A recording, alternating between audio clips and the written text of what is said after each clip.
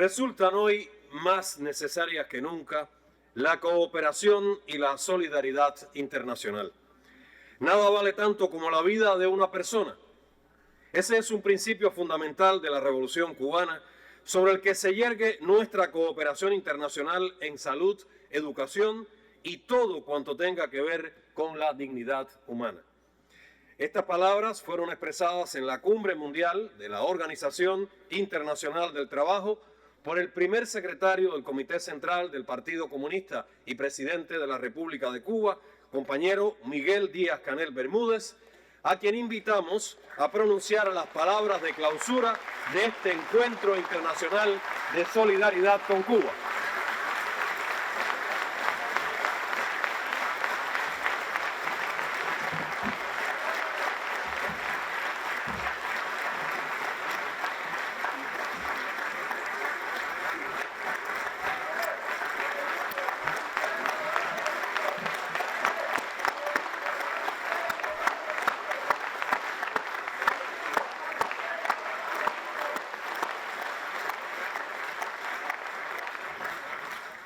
Queridas amigas y queridos amigos del mundo, gracias por estar, gracias por la solidaridad y gracias por emocionarnos en estos días.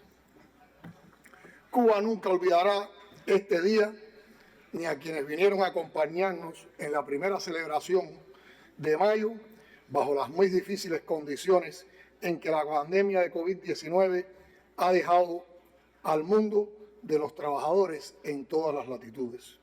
Lo agradecemos sinceramente porque la inflación galopante, la crisis de las aerolíneas y las condiciones en las que la mayoría de ustedes realizan el viaje acrecientan deudas y entrañan esfuerzos adicionales.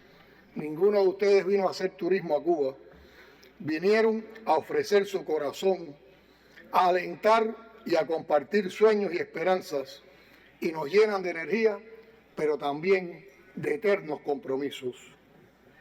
Quiero a ustedes, que son hermanos, hablarle como le hablamos a nuestro pueblo hace solo unos días, cuando hacíamos las conclusiones del cuarto pleno del Comité Central del Partido, y quisimos ahondar en un grupo de elementos del contexto internacional y particularmente cómo influye ese contexto internacional en las condiciones de nuestro país, porque sin entender eso, sin valorar esos elementos, no podemos tampoco comprender cuál es el papel que tenemos que jugar.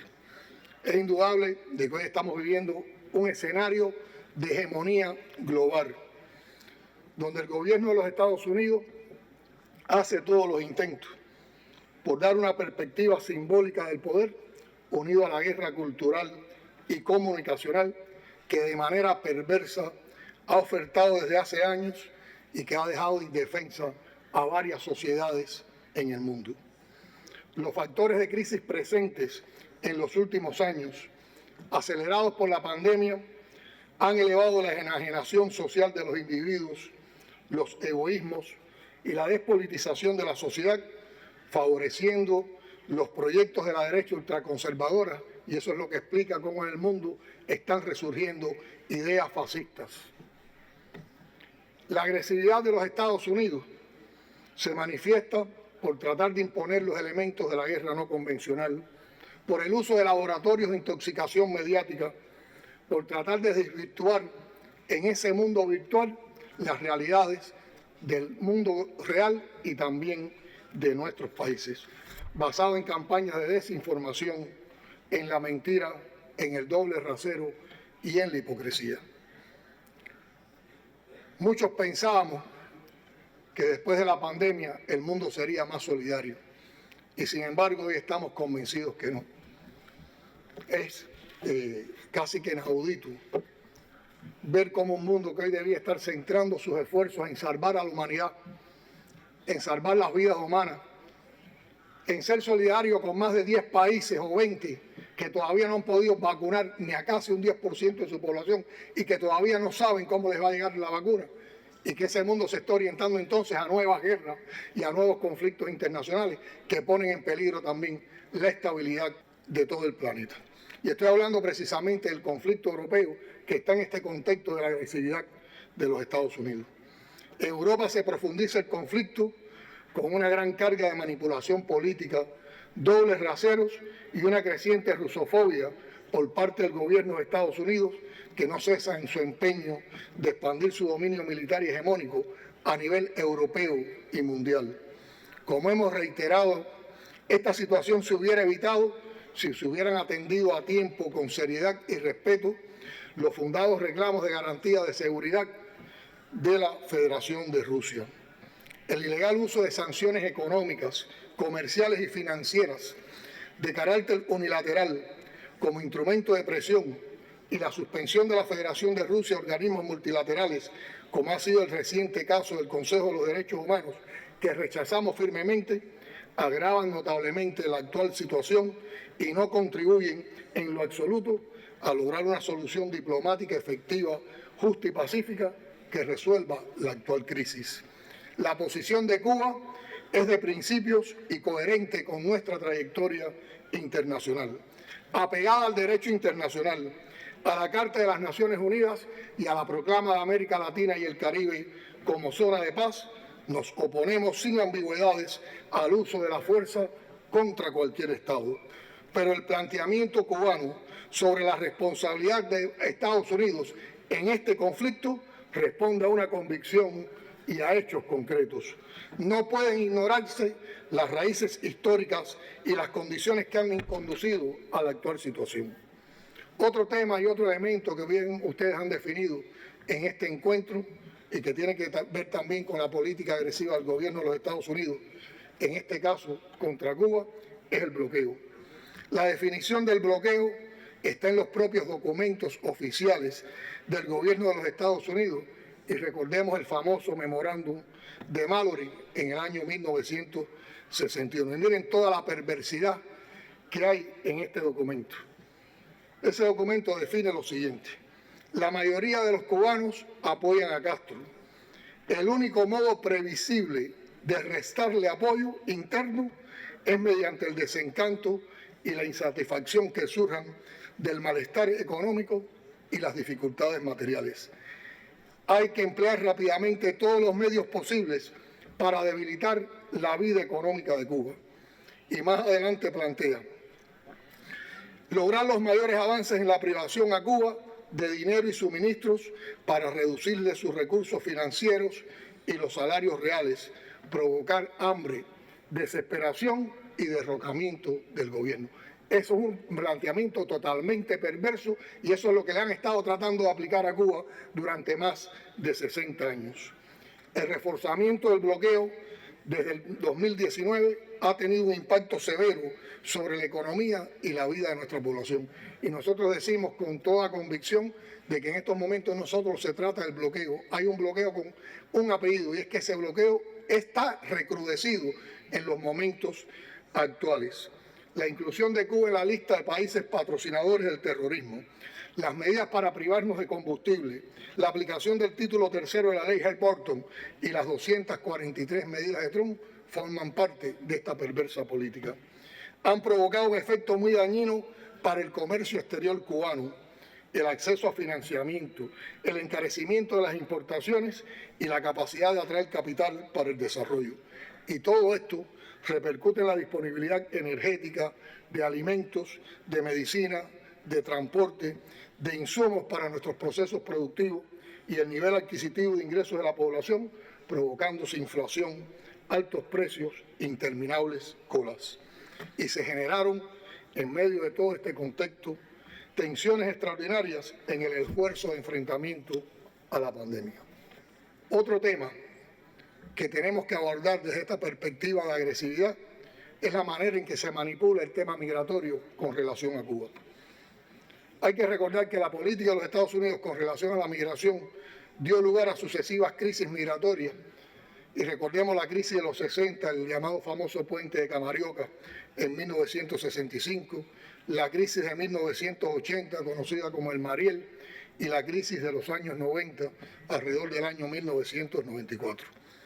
En estos momentos, como ha sucedido en más de una ocasión a lo largo de nuestra historia, Estados Unidos ha vuelto a manipular el tema migratorio en busca de pretextos con fines políticos contra Cuba.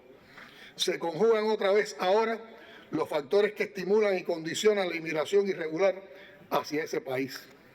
Cada vez que Estados Unidos incumple los acuerdos migratorios, cierra las vías legales para emigrar y recrudece el bloqueo económico contra Cuba, aumenta la inmigración irregular, alentada también como antes por la existencia de procedimientos y leyes que conceden un trato preferencial a quienes llegan por las vías irregulares al territorio estadounidense. A lo anterior se suma el enfoque diferenciado y discriminatorio del gobierno de Estados Unidos hacia la inmigración desde Cuba. Desde el año 2017, el gobierno de los Estados Unidos incumple unilateral e injustificadamente la obligación suscrita en 1994 de asegurar la migración legal a ese país de un mínimo de 20.000 cubanos cada año. Hay gestiones del gobierno norteamericano para lograr que los países de tránsito tomen medidas contra el emigrante cubano, que exijan visas de tránsito que no se pedían anteriormente. Estados Unidos se afana en obstaculizar el procesamiento de los nuevos visados en las embajadas acreditadas en La Habana para incrementar el malestar en los cubanos afectados. Es por eso que hoy el emigrante cubano enfrenta el estímulo histórico y permanente a la migración hacia Estados Unidos, la negativa de ese país de procesar 20.000 visas anuales, la carga del bloqueo y las presiones a países de la región para que exijan visa a los cubanos. Cuba ha cumplido con exactitud nuestros compromisos migratorios y con la ayuda del pueblo seguiremos cumpliendo y evitando en todo lo posible la inmigración ilegal, insegura y desordenada. Es positivo que se hayan retomado en los últimos días las rondas de conversaciones migratorias, pero ello no es suficiente. Estados Unidos debe cumplir sus compromisos con los acuerdos migratorios vigentes. Otro de los temas es la cacareada democracia y los derechos humanos con relación a la perspectiva norteamericana hacia Cuba. El gobierno de Estados Unidos declara a diario que los derechos humanos de nuestro pueblo son la prioridad en su política hacia Cuba. Al mismo tiempo, pretende provocar deliberadamente el colapso de la economía de todo un país, poniendo en peligro el sustento cotidiano de su población. Es difícil entonces no darse cuenta de la incoherencia e hipocresía entre sus declaraciones y acciones. Se trata de una política fallida y que volverá a fracasar en su propósito de derrocar a la revolución y tratar una vez más de forzar a nuestro pueblo y gobierno a desistir en el empeño de construir un proyecto de justicia y bienestar para todos. El diseño de Estados Unidos sigue siendo el de ejercer la máxima presión para generar desestabilización y con el respaldo de sus operaciones de desinformación, responsabilizar a nuestro gobierno por el impacto que las medidas inhumanas de cerco económico y financiero provocan en Cuba. Es una política falaz y violatoria de los derechos humanos y el derecho internacional. Una vez más, la vamos a superar y saldremos adelante fortalecidos con la resistencia creativa, el talento, la inteligencia, la audacia y el valor, con la fe en la victoria y en lo que somos capaces de hacer los cubanos.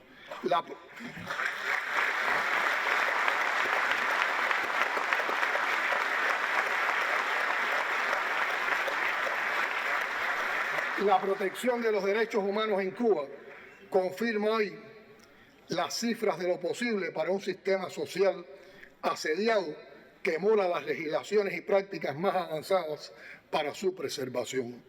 Promovemos la gestión centrada en asegurar un orden internacional basado en inclusión, cooperación, justicia social, dignidad humana y el respeto a la diversidad. Llevamos a cabo programas totalmente emancipadores, como el programa contra la discriminación racial, el programa por el avance de la mujer, el programa para la atención a la niñez y la juventud, los programas sociales para la atención a personas en condiciones de vulnerabilidad o discapacidad.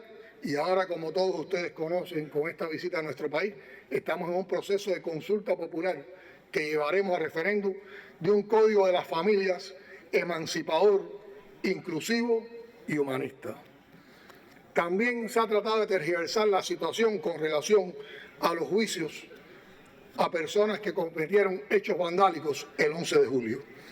El gobierno de los Estados Unidos y su entramado subversivo, con destaque para su embajada en La Habana, mantienen una actitud injerencista y provocativa en función de destruir la unidad de la revolución, intentando crear brechas en asuntos tan sensibles y prioritarios para la nación como la familia, los derechos humanos o los sancionados por la comisión de delitos, intentando generar campañas contra nuestro sistema judicial y manipular el tema de las personas enjuiciadas por su participación en los disturbios del 11 y el 12 de julio de 2021. Nuestro sistema judicial está enfocado en la reeducación y reinserción en la sociedad de aquellos que cometen delitos, primando el humanismo y el respeto por el ser humano. Los involucrados en los hechos de julio de 2021 se procesaron conforme a lo establecido en la ley penal vigente, con un tratamiento diferenciado a cada caso según su participación y delito cometido y garantizándose el debido proceso. Cuba es un estado socialista de derecho, sin desaparecidos, sin asesinatos, donde solo se procesa judicialmente a los que cometieron delitos violentos, hechos vandálicos con enorme agresividad contra la seguridad ciudadana y el orden interior. Los juicios se han llevado a cabo con pleno respeto a la ley, con todas las garantías y bajo total limpieza y transparencia. Es mentira que en Cuba hay niños presos. No hay niños presos en Cuba. Se los podemos asegurar con toda transparencia y honradez. Entonces,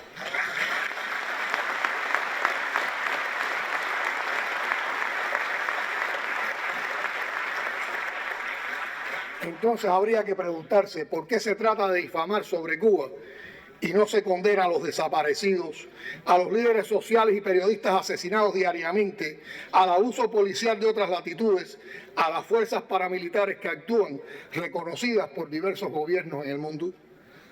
Está el caso de la Cumbre de las Américas. Tenía un grupo de elementos para darles, pero yo creo que ustedes lo han abordado con toda profundidad y ayudaron mucho también las cifras y las valoraciones que hizo nuestro canciller. Pero si se habla de una Cumbre de las Américas, tiene que hablarse de una cumbre donde estemos incluidos todos los países de nuestra América, sin distinción.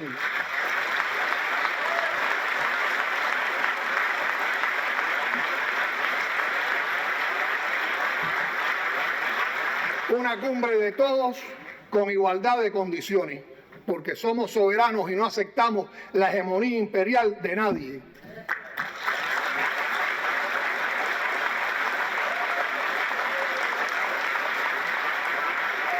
Tiene que ser una cumbre de las Américas y no una cumbre de Estados Unidos y sus invitados selectivos.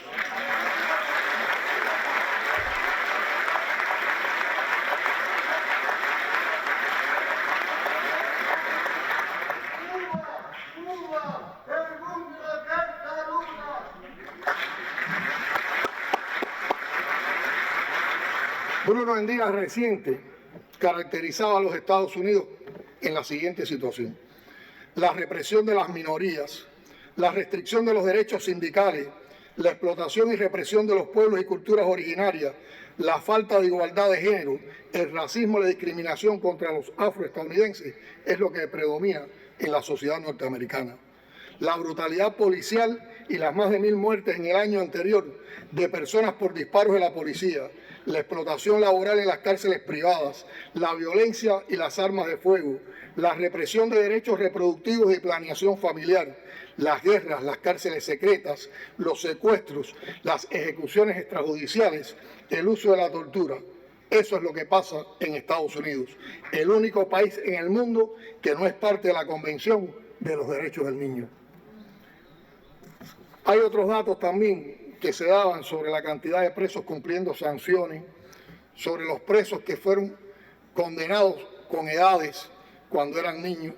Y recordemos también que la historia de Estados Unidos está llena de guerras y matanzas. Durante sus más de 240 años de historia, solo hubo 16 años en los que el país norteamericano no estuvo vinculado a una guerra, que casi todas las guerras en las que ha estado vinculado son fuera de sus fronteras. Desde el final de la Segunda Guerra Mundial hasta 2001, Estados Unidos inició 201 de los 248 conflictos armados en todo el mundo, en 153 lugares, lo que representa más del 80% del total de conflictos mundiales, entre ellos las conocidas invasiones a Afganistán e Irak. Washington ha llevado a cabo acciones destinadas a derrocar a otros gobiernos en todo el mundo. Solo en las últimas 3 décadas, en Panamá, Yugoslavia, Irak, Afganistán, Honduras, Libia y Ucrania, entre otros. Estos derrocamientos condujeron al encarcelamiento y o ejecución de los jefes de Estado en Panamá, Yugoslavia, Irak y Libia. Entonces, ¿quiénes son los que promueven la guerra en el mundo? Desestabilizan gobiernos, dejan en crisis y caos a los países en que intervienen, planean asesinatos y atentados contra líderes de otros países y manipulan a la opinión pública mundial. ¿Quiénes son realmente los mayores violadores de los derechos humanos? Los que imponen medidas unilaterales y las internacionalizan, los que le imponen un bloqueo cruel y genocida a Cuba. Basta entonces ya de mentiras y calumnias, manipulación y arrogancia, de hipocresía y de discurso con doble rasero.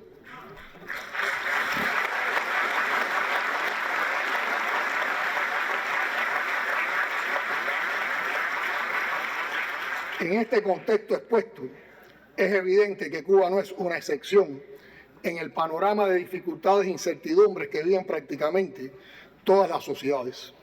Aunque algunos gobiernos pretenden esconder las suyas, como el polvo bajo las alfombras, exaltando el inmoral enriquecimiento de los más ricos, mientras desestima el humillante empobrecimiento de los más pobres. Las profundas y dolorosas desigualdades que impone el neoliberalismo a escala planetaria no se llevarán a los tribunales internacionales de justicia, tal vez ni se considerarán violaciones de los derechos humanos, pero lo son. Sus víctimas son los efectos colaterales de un sistema donde el hombre es lobo del hombre y los individuos, pocos individuos, son más importantes que las masas populares. Cuba no esconde sus carencias, sus colas, sus dolorosas escaseces, entre otras cosas, porque no son fruto de la incapacidad del Estado socialista, como gritan sus enemigos. Por mucha responsabilidad que tengamos los revolucionarios en los errores en el complejo proceso de construcción socialista, no hay modo de negar que el más grande obstáculo a nuestro desarrollo es el bloqueo y que su efecto múltiple y diverso, como parte de una guerra prolongada, asimétrica y abusiva, califica como un crimen de lesa humanidad. Y por cuanto ataca la salud y el cuerpo de una nación entera, con el único objetivo de derrocar su forma de gobierno, nos asiste entonces todo el derecho para hablar de genocidio, término que empleó más de una vez en su oratoria contra el bloqueo, quien fue un gran amigo de casi todos ustedes, cuya muerte ha puesto una nota amarga en la celebración del 1 de mayo. Me refiero a Ricardo Alarcón de Quesada.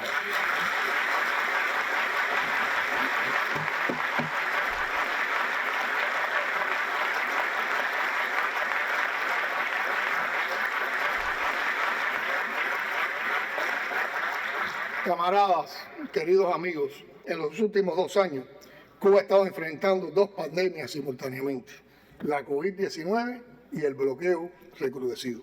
Una combinación letal que solo el talento y el esfuerzo descomunal de nuestro pueblo ha podido contener, no sin costos y secuelas.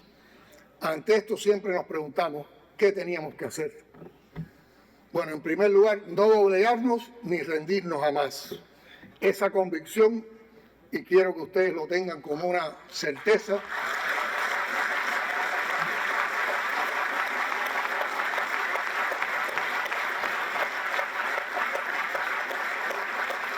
esa convicción la asumen con todo sentido de continuidad las generaciones que nacidas con y después de la revolución van asumiendo por un proceso natural las principales responsabilidades en todos los ámbitos de nuestra sociedad. Ratificamos el reconocimiento y defensa de nuestras esencias, que son la independencia, la soberanía, la democracia socialista, la paz, la eficiencia económica, la seguridad y las conquistas de justicia social. Ese es nuestro socialismo.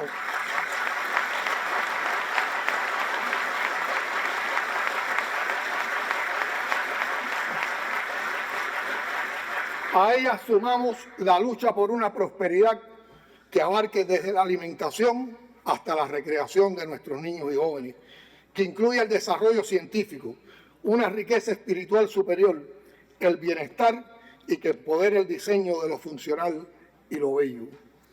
Por eso hablamos de resistencia creativa desde la unidad y reconociendo la diversidad y la heterogeneidad en nuestra sociedad.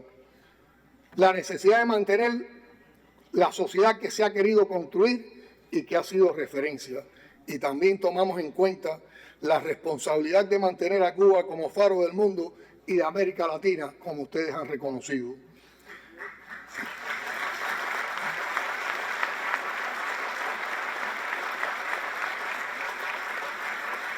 Y para no defraudar y para ser honestos con nosotros mismos, entonces estamos trabajando por perfeccionar nuestra sociedad, ampliando los espacios de participación democrática de nuestro pueblo, creando condiciones para que se escuche la preocupación de la gente, sus propuestas, para que los vecinos participen en la transformación del barrio, los trabajadores en sus centros de trabajo, los jóvenes aportando toda su energía como las tan importantes personas que son en nuestra sociedad, y también contamos para eso con el aporte y la participación de los artistas, creadores, periodistas y profesionales de la ciencia, con una participación que también dé control popular sobre todo lo que hacemos, asumiendo como pilares de nuestra gestión la ciencia y la innovación, la informatización de la sociedad y la comunicación social como importantes herramientas para consolidar y perfeccionar el socialismo, y ejerciendo la política desde la cultura, la ética, el derecho y la solidaridad, como nos enseñaron Fidel y Raúl. En la cultura, en nuestra historia, podemos encontrar nuestras respuestas del presente y del futuro, desde el pensamiento de Martí al pensamiento de Fidel. Desde la ética defendemos los valores y entre esos valores el antiimperialismo. Desde el derecho defendemos lo justo.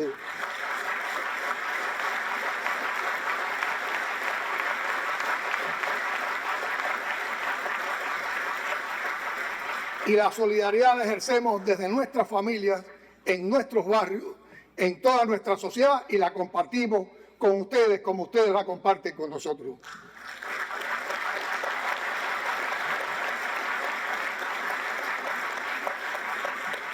En estos tiempos difíciles, nuestro gobierno ha tenido que reorientar hacia la salud y la ciencia los magros recursos de una economía golpeada por más de 60 años de bloqueo y por 243 medidas de cerco que fueron adicionadas justo antes de que se declarara la emergencia sanitaria mundial y no fueron levantadas ni en las peores horas de enfrentamiento a la pandemia. Se nos negó la posibilidad de adquirir vacunas, se nos negó la posibilidad de adquirir ventiladores pulmonares, se nos negó la posibilidad de adquirir insumos para los protocolos de enfrentamiento a la COVID. Se nos imposibilitó y se persiguió a quienes cuando tuvimos una crisis de oxígeno por una rotura de nuestras plantas nos querían suministrar oxígeno. Y ante eso que hubo resistencia creativa, que no es solo resistir, sino es que dentro de esa resistencia seamos capaces de avanzar y de superarnos a nosotros mismos, con nuestro esfuerzo, con nuestra inteligencia y con nuestro propio talento.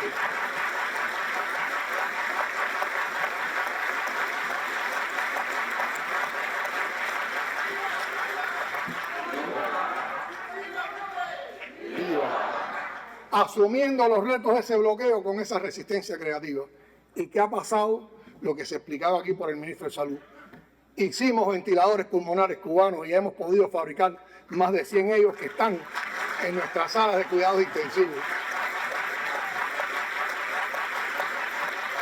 Tenemos 3 vacunas y 2 candidatos vacunales que pronto serán noticia también por su efectividad y se convertirán en vacunas.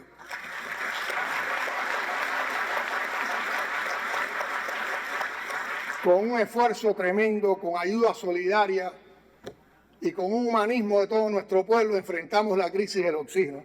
Y no puedo dejar de recordar aquí cuando en uno de nuestros hospitales no alcanzó el empate, o sea, la coincidencia del momento en que tenían que llegar, que casi se hacía como una operación milimétrica de hacia dónde había que llevar un balón a un lugar a otro, empleando helicópteros en todas las horas de la noche, con un apoyo importante de nuestras Fuerzas Armadas Revolucionarias, de nuestros combatientes y de nuestro pueblo, y los médicos salieron en las 2 horas en que no hubo posibilidades de suministrar oxígeno, cama por cama, paciente por paciente, a dar rehabilitación para que nadie muriera.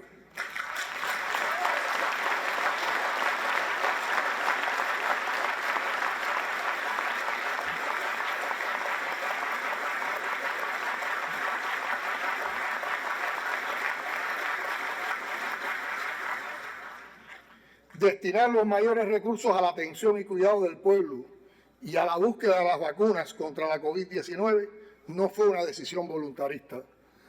Fue una apuesta por la vida de todos, porque eso es el socialismo: sostener, desarrollar, proteger las vidas humanas de todos y no solo de unos cuantos. Aquí importan los individuos, pero importa la masa, las mujeres y hombres, los niños y ancianos, los blancos, los negros y los mulatos, los obreros manuales, los campesinos, los artistas y los intelectuales, todos de igual manera.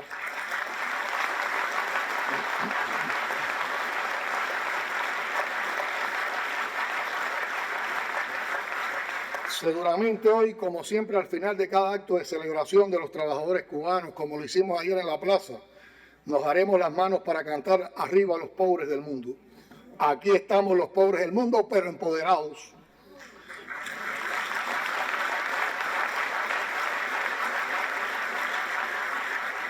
Empoderados como no nos quieren los imperialistas, como no nos soportan los poderosos. Seguimos siendo el mal ejemplo al que tanto temen los privilegiados de las sociedades clasistas, los empeñados de siempre en que un mundo mejor no sea posible. Tenemos el deber de informarles que los empeñados de siempre en conquistar toda la justicia seguiremos peleando porque un mundo mejor sea posible.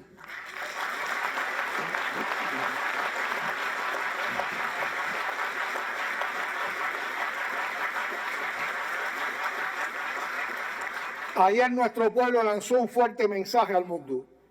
En todas las plazas del país y en nuestra emblemática Plaza de la Revolución, José Martí, decenas, cientos de miles de personas, millones desfilaron con un mensaje: Cuba vive y trabaja.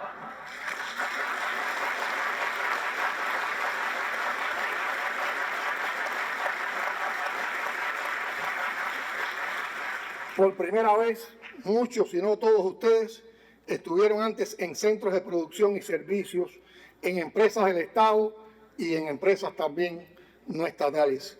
Apreciaron esfuerzos y comprobaron el efecto de tantos años de bloqueo y visitaron barrios en transformación, lo que significa barrios en los que el efecto combinado de las carencias y nuestras propias insuficiencias generaron problemáticas sociales que hoy se enfrentan con la participación directa de sus residentes y las autoridades locales.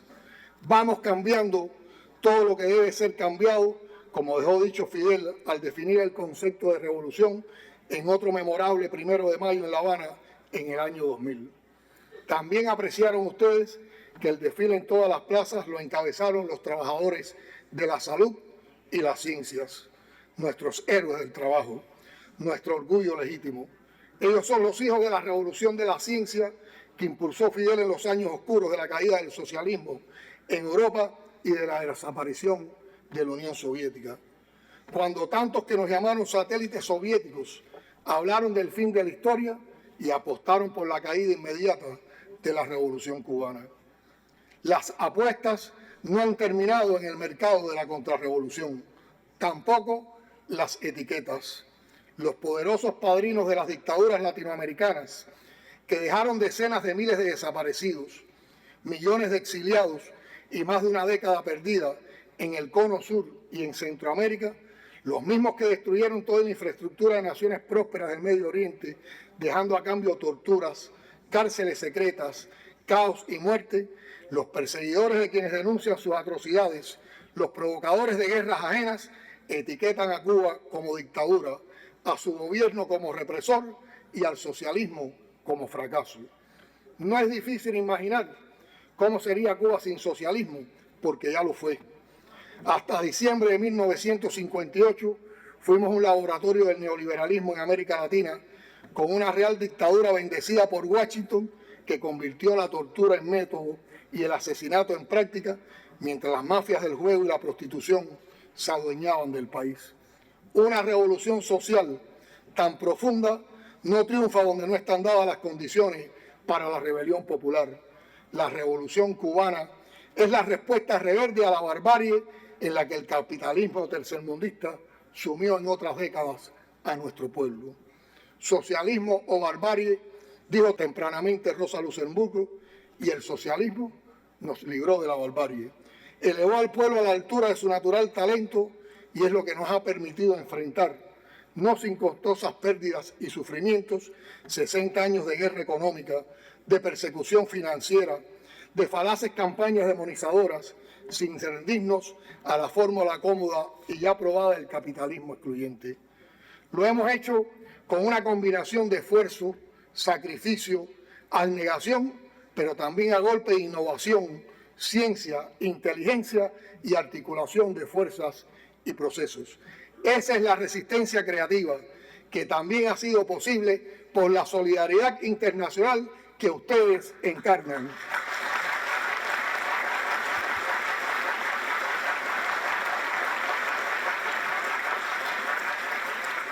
La ternura de los pueblos, como se le conoce entre revolucionarios de todo el mundo, tiene una alta cuota de participación en cada triunfo de la revolución cubana frente a sus adversarios. En cada victoria cubana están también ustedes. Estos encuentros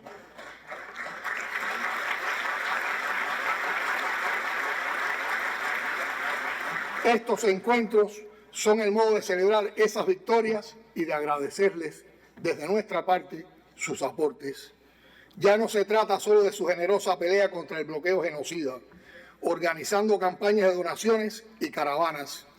Se trata además de hacerlo frente a un vendaval de mentiras, de acciones violentas, de actos subversivos, de shows mediáticos generosamente financiados por todas las administraciones norteamericanas que tratan de construir realidades paralelas para robarle a Cuba el aliento vital de sus amigos solidarios. Ese es el plan detrás de las colosales mentiras que se diseminan como gas letal por las redes que no son sociales, son redes digitales, distan mucho todavía de ser sociales. Así de importante es la solidaridad de los pueblos frente a la perversidad de los imperios. Quiero reconocer en nombre del pueblo cubano la sostenida y valiosa contribución moral y material de todos los amigos del mundo, del que ustedes son una importante representación. Debo destacar especialmente las jornadas internacionales contra el bloqueo y las iniciativas de profundo impacto como Puentes de Amor y Poniéndole Corazón a Cuba, organizadas los últimos fines de semana de cada mes en prácticamente todos los continentes. En nombre del gobierno y del pueblo cubano, quiero agradecer de modo especial las donaciones de insumos sanitarios para el sistema de salud que nos permitió cumplir de forma exitosa con el plan de vacunación y resolver otras necesidades médicas. La propuesta, además, de otorgar el Premio Nobel de la Paz a las brigadas del contingente internacional Henry Reef.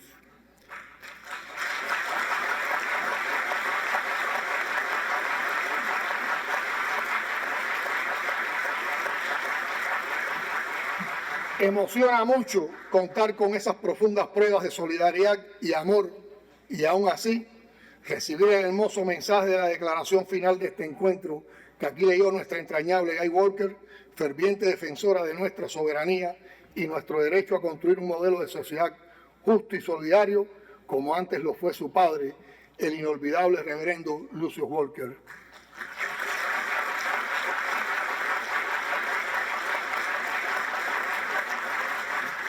Se agradece mucho la condena a la política de bloqueo, la demanda de devolución del territorio ilegalmente ocupado por la base naval norteamericana en territorio de Guantánamo y a poner fin a todas las acciones subversivas que buscan revertir un proceso que es irreversible. La intervención de nuestro canciller antes me libra de profundizar en otros temas de política internacional que consideramos de importancia capital para entender en la batalla por otro mundo mejor posible. Apenas me gustaría volver sobre las advertencias que la diplomacia cubana ha reiterado sucesivamente en los últimos meses sobre el peligroso curso de la política imperial por sostener a toda costa su cuestionada hegemonía mundial y que ha desembocado en un escenario de guerra fuera de sus fronteras, tratando de convertir sus oscuros intereses imperiales en objetivo de una comunidad internacional cuyos integrantes ellos seleccionan, como tratan de elegir e imponer presidentes tigres. La resistencia y el repudio de Cuba a esas políticas que buscan el sometimiento de los pueblos es un principio inseparable de la revolución. Así como lo es nuestra profunda convicción de que los grandes problemas que hoy enfrenta la humanidad y los que encarará en el futuro solo pueden resolverse por la vía de la cooperación, la solidaridad y no de la confrontación.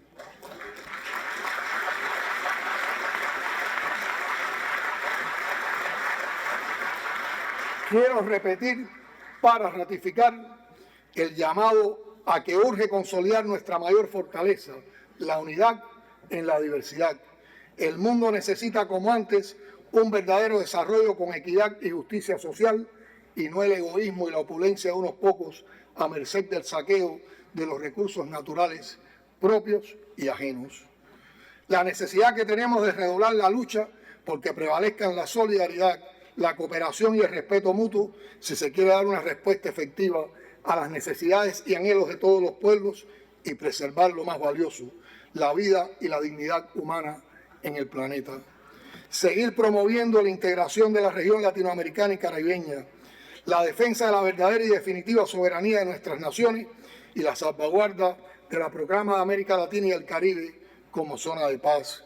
Continuar trabajando activamente en el marco de las Naciones Unidas y en defensa del multilateralismo. Mantener invariable nuestro apoyo a todas las causas justas de lucha de los pueblos, a la revolución bolivariana y chavista, a la unión cívico-militar,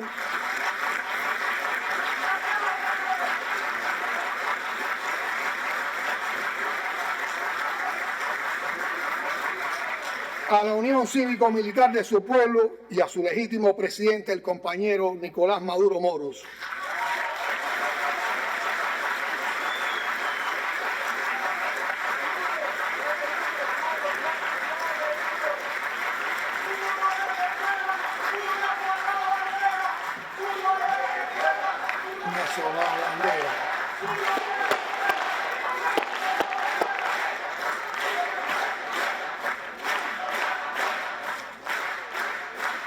Nuestro invariable apoyo también a la República de Nicaragua y a su gobierno de reconciliación y unidad nacional.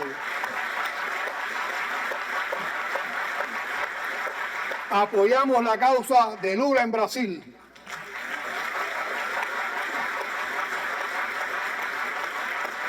Reiteramos nuestro compromiso con el gobierno del presidente Luis Arce del MAS en Bolivia.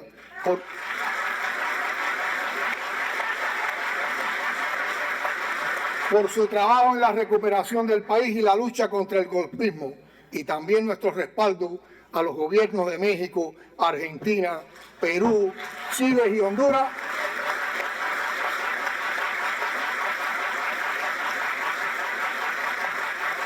que por voluntad popular abren nuevos caminos de esperanza para sus pueblos. Respaldamos la lucha del pueblo de Puerto Rico por su independencia.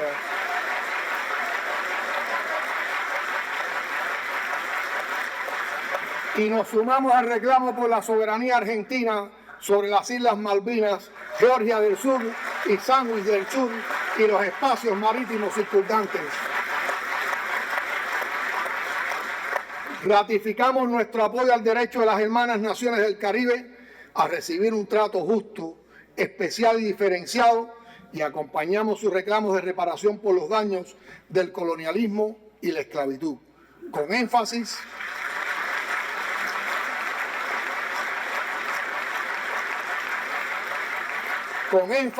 en Haití, país que demanda especial solidaridad.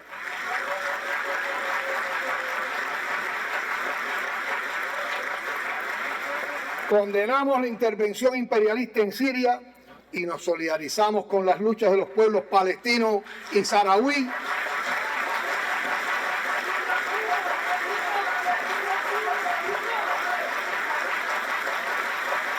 por el derecho a su libre determinación.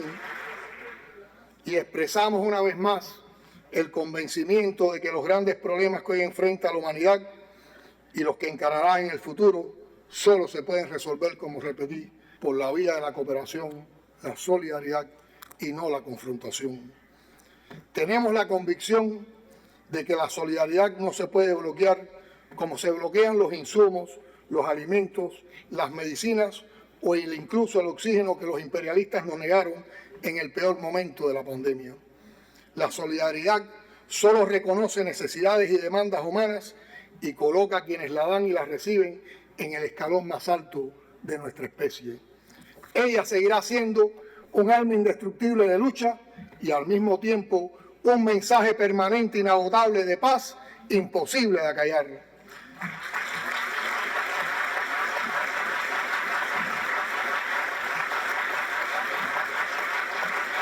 ¡Viva la solidaridad entre los pueblos!